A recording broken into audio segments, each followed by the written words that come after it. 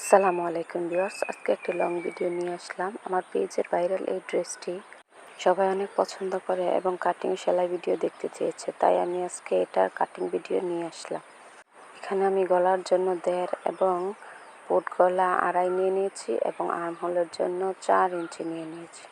সামনের গলার জন্য 3.5 এবং পিছনের গলার জন্য 2.5 ইঞ্চি নিয়ে আমি ফুল দাগ করে দিলাম। এখন বডির জন্য 6 এবং কোমরের জন্য 5.5 নিয়ে আমি কেটে নিব।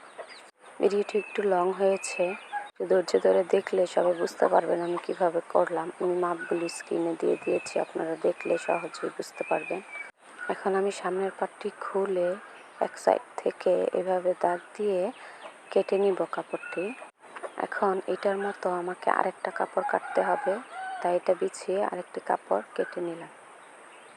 এখন হাতা কাটবো, তার জন্য আমি লম্বায় 8 এবং পাশে 4 নিয়ে হাতা কেটে নিলাম। আমি কীভাবে কাটছি আপনারা দেখলেই বুঝতে পারবেন।